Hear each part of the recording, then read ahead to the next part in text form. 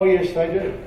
They do because sex is a learned behaviour, and when you years, getting married doesn't heal those distortions, it gives you a place to express them. And often relationships are profoundly damaged, or they are just unhappy. They're just not fulfilling God's best for them just because of ignorance. And as a result, married people need discipleship when things aren't working well. The next group that need help are survivors of sexual abuse. When sex is mismanaged, whether it happens without any intent, in other words, someone imposes by their bad behaviour abusive sex on another person, that damages people. But you can also be damaged by making really bad decisions and engaging in it willingly but doing it foolishly. And as a result, abuse damages people. And sexual abuse is so profound. Tonight we'll mention a few of the reasons why that is so. Sexual abuse, if it is unaddressed, will dog a person for the rest of their life. It'll follow them through every relationship. It will nag away at them until some healing encounter takes place. And as a result, we need to know how to bring healing where sex has been misused. And the last group that need help are those who are struggling with gender alignment. Am I gay or am I straight? And this is one of the biggest questions that our society is struggling with at the moment. And we're not going to address that tonight because it's a whole subject all of its own. There's so much that we could discuss, but that's not one of the things we're going to try to deal with tonight. Now, if you're going to understand why sex needs to be treated with such care, our community does not send this message. Our community is basically saying to young people today, listen, as long as yes means yes, as long as you've got two willing participants and nobody is being coerced into sex, everybody should be free to pursue their own sexual fulfillment. In fact, it's a right. You have a right to be sexually fulfilled. And so you need to make sure, first of all, that you have a willing participant. And then secondly, you need to make sure that nobody gets a sexually transmitted infection or gets pregnant when they don't want to. So you've got to learn to use condoms or some other form of pregnancy control or birth control to make sure that you don't get the unwanted side effects. And by and large, our young people are being told as soon as you're ready, you feel you're ready for it, you feel free to experiment, and over time it'll just be wonderful. There'll be no negative outcomes from that. In fact, you would think if you watched movies today that sex was the meaning of life. How much sex you can have before you die is the meaning of life. And as a result, young Christians grow up in an environment like that, and if they never understand a theology of sex, they get swept up in exactly the same mindset. And they have no idea why they shouldn't. Too often what we give young people is rules. Don't touch people below the belt, don't take your clothes off. And rules can have a place, but rules are woefully inadequate because there comes a question, why? And there are answers to that question, but most times young people have never heard them. You'll never hear the answers why, essentially, in a biology class. You'll never hear those answers in a TV program. You'll never hear those answers in any kind of sex education that you do. You've got to go to the Bible to find out the answers, because the big question is, where did sex come from? What is God's intention for sex? And what is it about sex that is so powerful? Because if you don't understand those three things, you can't make good choices. You'll get swept up in your emotions, and you'll feel like, well, the main reason for sex is it's an entertainment unit.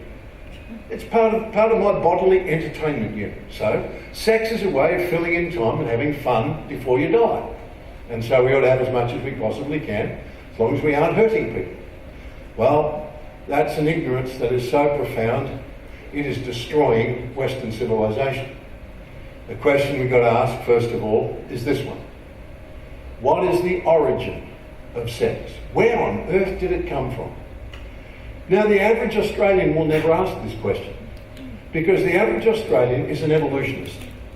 They wouldn't normally think about the subject, and most Australians couldn't articulate it. They couldn't explain to you why they never think about the origin of sex. But the main reason is because they're evolutionists. In other words, we don't think anything is here for a reason other than to propagate DNA. That's the idea of evolution. That from the accidental origin of life, evolution has produced everything we see. So when you ask the question, where did sex come from? They'd say, well, it's here because of accidental chemical and physical processes. Well, then what's the meaning of sex? Well, it only has one meaning: to propagate DNA. It's propagation. That's only here, because that's Darwin's thing, you know. The propagation and then the survival of the fittest. Propagate some more, survival of the fittest. That's it. That's the entire thrust of evolution. So when it comes to asking where did sex come from, the answer is, well, it came from nowhere. It's an accidental byproduct of chemistry and physics. Well, then how should we handle it? Well, I guess the best way you can think of. And no one has a right to impose a morality on anyone else to say, this is appropriate sex and this is not appropriate sex. How dare you say that? That would assume that there was some kind of reason for sex to be here beyond propagation and having fun. Well, the reality is this. Evolutionists have never been able to account for sex. In fact, when Richard Dawkins was releasing his latest book on evolution, a book called The Greatest Show on Earth, he made this comment to a group of Washington State University students. He said evolution cannot account for four things. Firstly, the origin of life. Secondly, the origin of sex. They had no idea how sex would arise from asexual reproduction to sexual reproduction, and then through accidental mutations down two separate pathways to somehow accidentally keep on getting it right so that it could turn out to be this extraordinary thing that human beings experience as sexual intimacy. All the biochemistry and the physics and the electromagnetic wonder, the emotional, well, how would you do it? That we don't know how it would happen, but that must be the case. The third thing they cannot explain is the origin of morality in a material universe and the origin of self-consciousness. He said we have no idea how to explain those four things. How on earth do you explain morality in a purely material universe? What is morality? Is it some mixture of oxygen and nitrogen and silicon? What is it? Well, it's a spiritual thing. See, it's not a material thing at all. It's a spiritual thing. It's a sense of what's true and noble, what's untrue and ignoble. It's a spiritual thing. It's got nothing to do with the physical world. It comes from another word. When it comes to the issue of the origin of sex, Jesus gives us a summary of his understanding of where sex came from. Because Jesus was asked one day, Jesus, what do you reckon about divorce? Do you reckon we ought to be able to divorce for any reason? Because, we get married because we want to have sex or because we want to have a family. But then we don't seem to be able to make it work. Should we be allowed to walk away and divorce whoever we like? Well, Jesus said these things. He said, have you not read that at the beginning the Creator made them male and female? God is the origin of gender. God, see, male and female is a deliberate decision made by the Creator. And he made us sexual for a reason. Fascinating reasons. People say, to reproduce. Oh no, that's, in some ways, that's the least of the reasons for the creation of sex. Now, he created them in the beginning, male and female, and said, for this reason, a man shall leave his father and his mother and be united with his wife, and the two shall become one flesh, so they're no longer two, but one flesh. Therefore, what God has joined together. Jesus said, sex is a God kind of joining. And that's what makes sex so extraordinarily impacting on human life. Because sex is not the result of a chemistry kind of joining or an evolutionary kind of joining. It's a God kind of joining. It was invented by God for lots of reasons. In the Valiant Man course, I demonstrate that there are at least 9 different reasons in the Bible why God created sex. Haven't you read, he said, that at the beginning the Creator made them male and female? Sex is God's idea. He invented it. Question: where on earth would God get the idea for that from? I mean, is there a Mrs. God somewhere we haven't heard about? And he thinks, we got it here in heaven, we should have it down there on earth. Where on earth would God get the idea for sex from? The answer? He got it from his own eternal, divine experience of being. You see, sex is a revelation about God's own divine nature. The Bible says, for since the creation of the world, God's invisible qualities, his eternal power and his divine nature have been clearly seen, being understood from what has been made. We know something about God because of the things he made. God is like an artist. When an artist paints a picture, he does it because of what's in here. He paints it out of his own heart. God is the artist who created sex, and he created male and female. And when he did it, he created it from his own experience of eternal being. You see, God is not Allah. If God was Allah, Allah is a singularity of person in a singularity of substance. Now, God's the only eternal being. He's the only one who never had a beginning.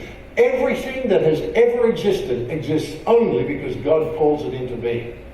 Now, it hasn't always stayed the way he made it. God never made Satan. He made Lucifer. He made the Shining One. And through some degenerative thinking on his part, he has turned into something he was never created to be. He has become Satan. He wasn't created that way. He was created perfect in the beginning. And now corruption has been found in him because of his own desire to be God himself. Nothing exists if God didn't call it into being. He's the only eternal being. Now, if God from all eternity had been a singularity of person and a singularity of substance, and then he made me in his own image, my most natural state of being would be singularity, aloneness. If God's eternal experience of being is aloneness, then being in his image, so would my experience be alone. Put me in a garage, lock the door, turn out the lights, come back in 6 months' time, and I'm radiantly happy because I'm experiencing what my Father has experienced from all eternity. This amazing, wonderful experience of solidarity, of solitariness. But you see, God is not Allah. God is not a singularity of substance in a singularity of person. God is a trinity of persons in a singularity of substance. Hear, O Israel, the Lord thy God, the Lord is one. God from all eternity is a trinity of persons, but they are so intimate as to share an indivisible substance. The word that makes sense of the Trinity is the word intimacy. God, the three persons of the Godhead, are so profoundly intimate as to share an indivisible substance. And God's eternal experience of being is intimacy, not loneliness. You were created from intimacy and for intimacy, and eternity is headed towards intimacy because God's eternal experience of being is intimacy. And God made an extraordinary decision, and that was to reveal something of himself in our creation. The Bible says he has revealed his eternal power and his divine nature through the things he has made. And the last and most extraordinary thing he made was human beings sexual. He made male and female, the last act of creation. And then you'll find that the Apostle Paul says, when he did that, he was dreaming. He was dreaming of an incredible future. Because in the New Testament, Paul will take the words of Genesis, for this cause a man shall leave his father and his mother, and he shall cling to his wife, and the two shall become one. But he goes on to say, but I'm talking about Christ and the church. In other words, what we see in sex is a parable. It is a parable of God's divine nature. Two beings can come together. They are distinguishable. The Father and the Son and the Spirit are distinguishable persons, but so intimate in their relationship as to share an indivisible substance. And he said, no, I'm going to give that a physical expression. I'll create male and I'll create female, and I'll say, for this cause a man shall leave his mum and his dad and stick to his wife, and the